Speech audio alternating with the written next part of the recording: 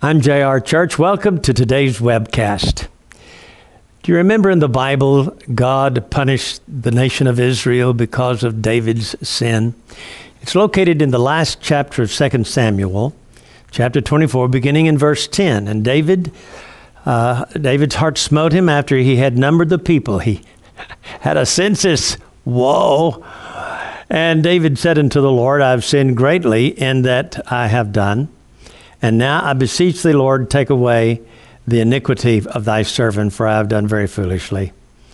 For when David was up in the morning, the word of the Lord came by the prophet Gad, David's seer, saying, Go and say unto David, Thus saith the Lord, I offer thee 3 things. Choose thee one of them, that I may do it unto thee. So Gad came to David and told him, and said unto him, Shall 7 years of famine come unto thee in the land? Or wilt thou flee 3 months before thine enemies while they pursue thee? Or that there be 3 days of pestilence in the land? Advise. Now advise and see what answer I shall return to him that sent me.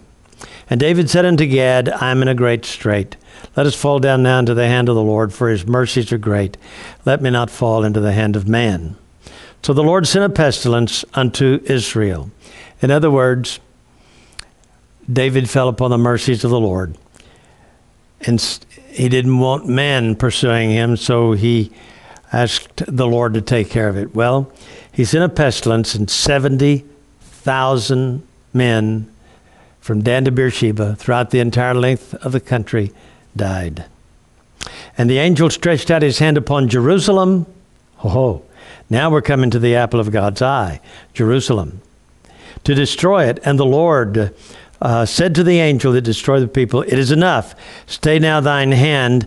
And the angel of the Lord was by the threshing floor of Araunah the Jebusite. And David spake unto the Lord when he saw the angel that smote the people, and said, Lo, I have sinned, I have done wickedly. But these sheep, what have they done? Let thine hand, I pray thee, be against me and against my father's house.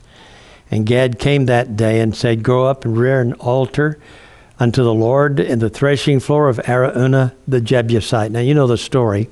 David bought the threshing floor, and that's where the temple was constructed. Today, the Mosque of Omar sits on that dome of the rock, sits on that threshing floor. Well, let's come into the future, shall we?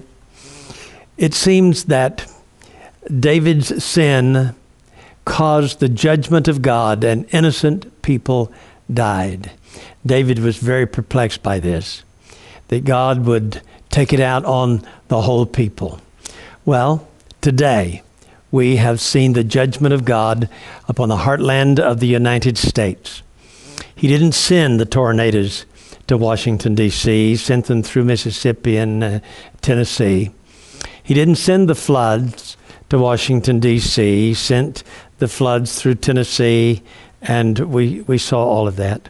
Well, I got an email from a dear friend who said, on Tuesday's webcast, you mentioned the flooding of the Cumberland River in Tennessee and neighboring states and the oil spill in the Gulf, but not the breakage of a water main in Boston. I believe it was a 10-foot diameter pipe, and authorities had no explanation of what happened to cause it to break. People in Boston had water, but because of the impurities in it, they couldn't drink it. It had to be boiled. The Cumberland River carried too much water, causing floods, which killed a number of folks. In the Gulf, there's a judgment in which the fouled water will likely kill large numbers of marine and bird life, may spoil the pleasure of a lot of beachgoers as for an unknown period of time. Fishing in those waters may be slim pickings for a while, diminishing our food supply. When I heard of the last of these events, I shook my head and remarked that there were 3 water judgments poured out upon our nation. And then said the recent tornadoes and the straight winds, the weird straight winds in New England, seem to be air judgments, like the volcano in Iceland. I have not heard that the latter has affected our country yet, but they're all in the Western Hemisphere. Do you think that since not not one county in Oklahoma gave a majority of its votes to Obama. Perhaps our state will be spared some grief. Tornado season has been light for us so far. Speaking of earthquakes, I count 3 major ones in the Americas surrounding waters: Haiti, Chile, and the Baja Peninsula in California. Now, I want you to notice something about this.